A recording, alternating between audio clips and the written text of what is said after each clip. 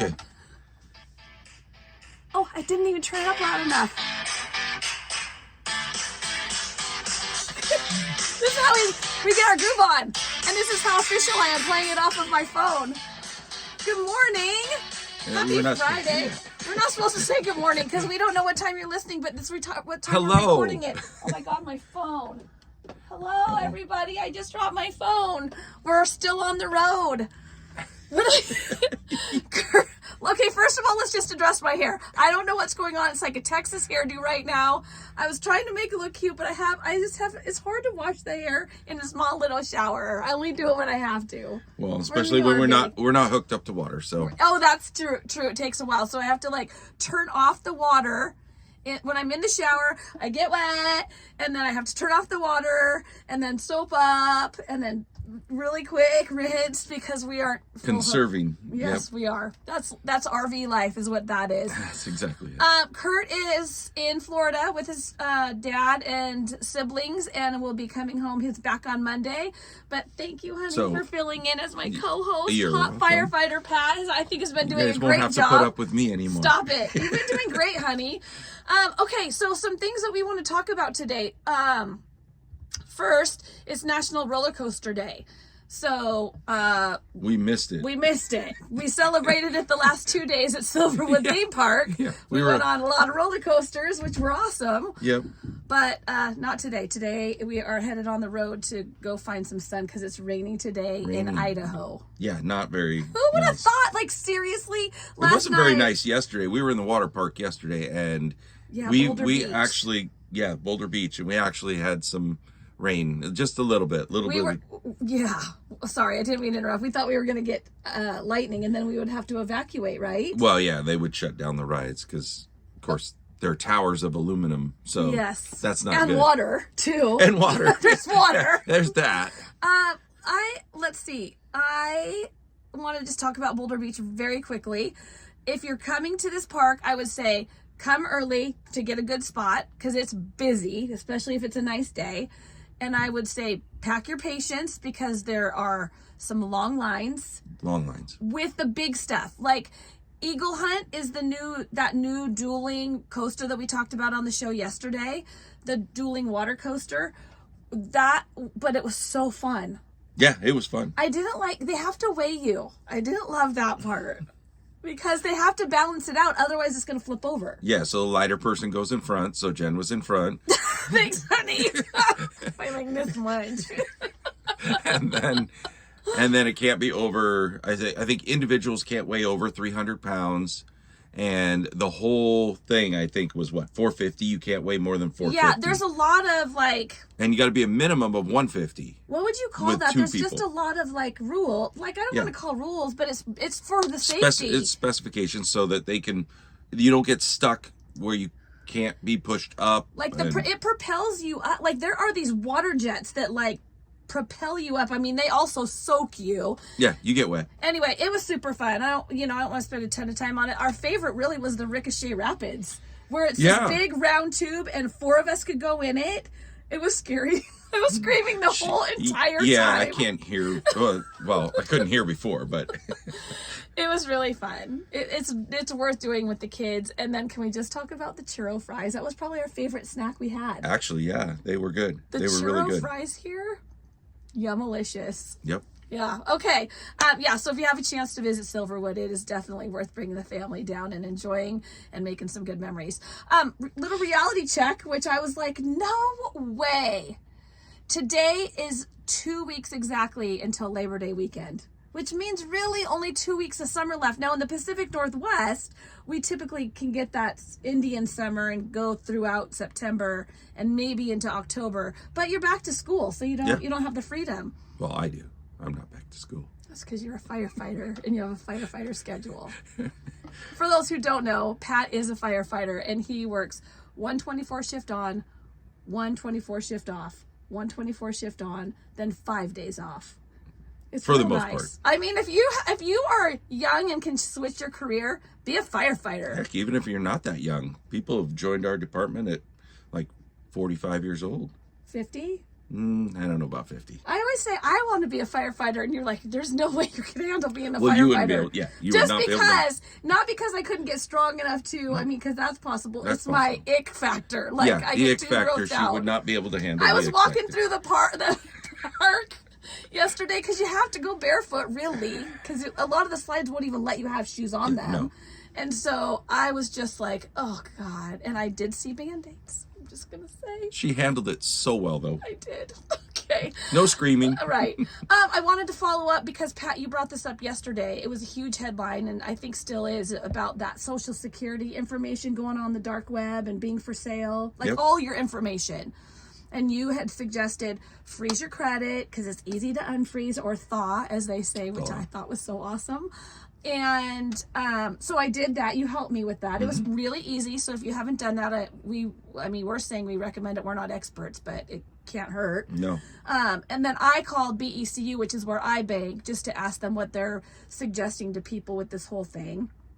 I'm sure they've been inundated with calls. And they said the only thing that they can suggest is to put more security. What did you call it? Like more security around your account access. Yeah, it's like dual identification. So, they ask another follow-up question or something else, like a password or code word. Code So, word. Yeah, that's what they told me to do, is to go in and fill out the form requesting a code word to get into your account.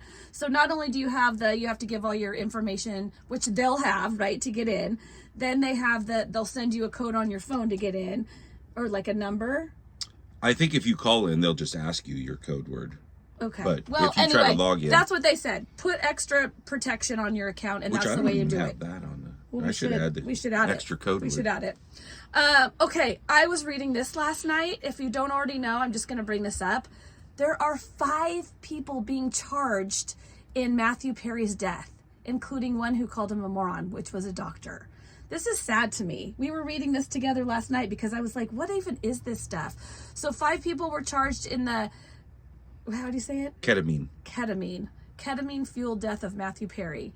Matthew's, I meant to look this up, life-in assistant. Yeah. And that's not, we were thinking live-in assistant. No, it was life-in throughout the article. So I don't know what that means. And I should have looked that up. I apologize. So Matthew's life-in assistant, an acquaintance, a so-called ketamine queen, and 2 doctors, one of who called him a moron, are the ones being charged. And it's a whole story. Like, I would encourage you to go and read it if you have any interest in this, because I was blown away at what went down. Yeah. To get him to where he died from this. He had a lot of help. He had a lot of help. This is not good. Not good. And these doctors were just trying to there's proof. They just wanted they found proof. Yeah, they just wanted a big payday. Yeah. And they figured, how much can he pay? Yeah. How much can we get him to pay? So. And then this like underground ketamine queen. Yeah. Like she was like the underground, like where they got, it is bad. It's sad and bad, and we just wanted to make you aware of that. Okay.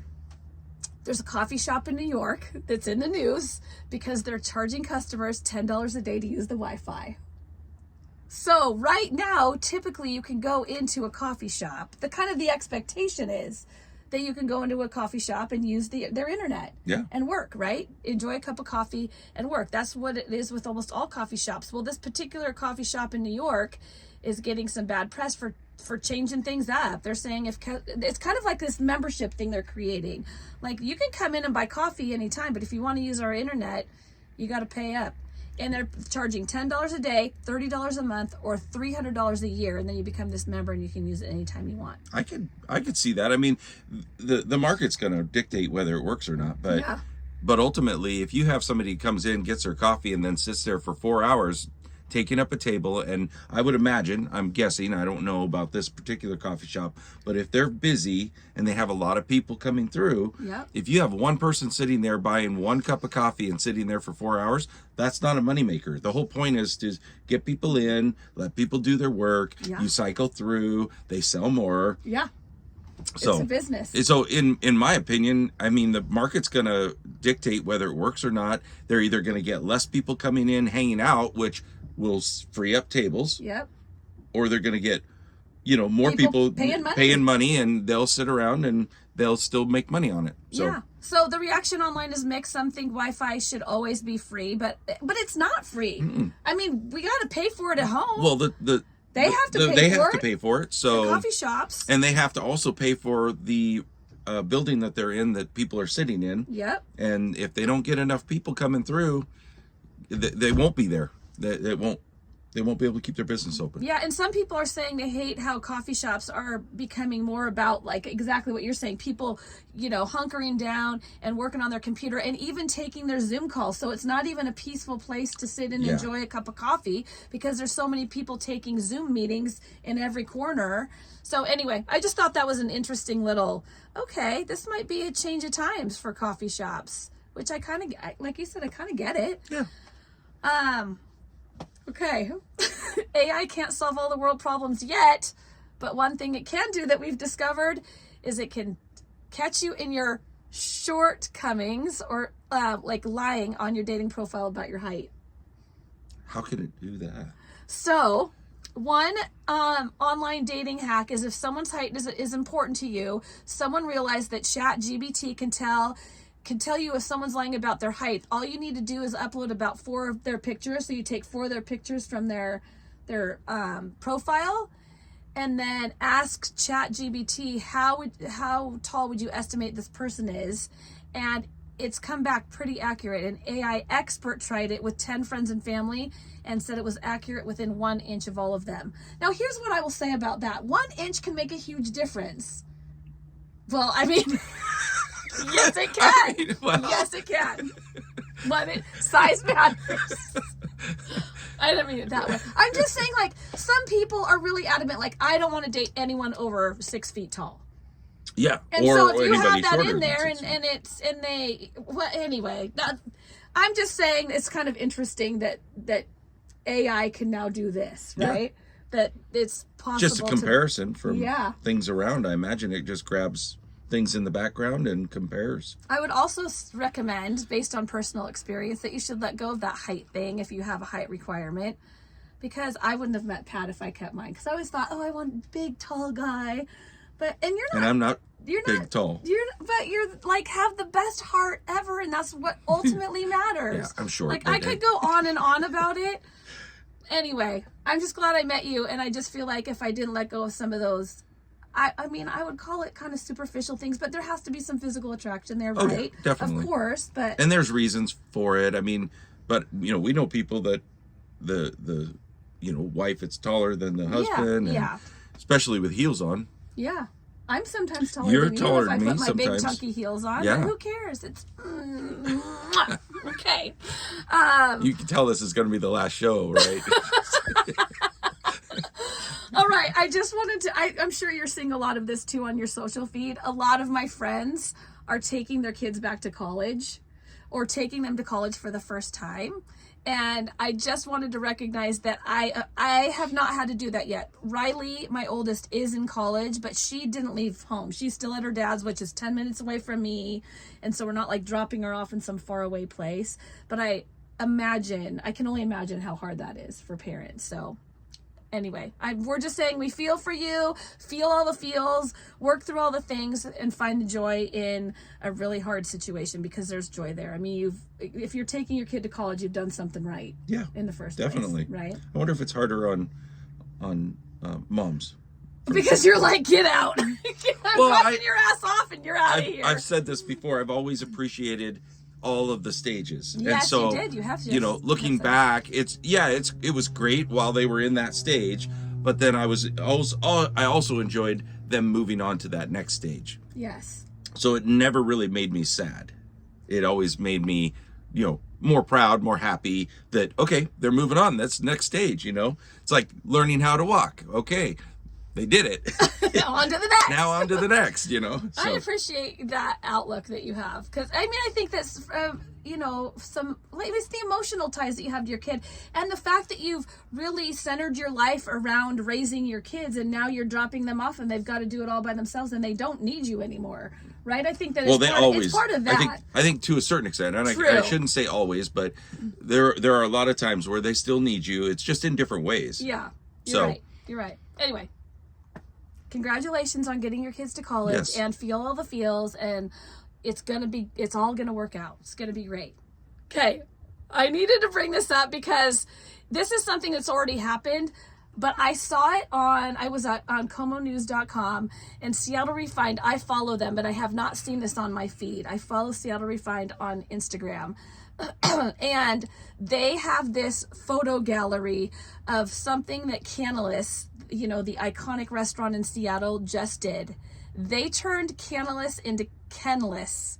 So Ken as in Barbie, Kenlis. The ultimate Barbie bash at this restaurant. They painted the building. I showed you some of the pictures. They actually painted their building pink for this. They went all out. I mean, they spent a lot of money. This is why I'm saying, Imagine. if you like Barbie, if you like pink, if you appreciate, and so I love to do events, right? I love to do events. If you have any appreciation for event planning and putting on events, you have to see these pictures, because mind-blowing what they did with their space. Yeah. I mean, For a 2-day event? For a 2-day event. And it wasn't just any 2-day event. It was for a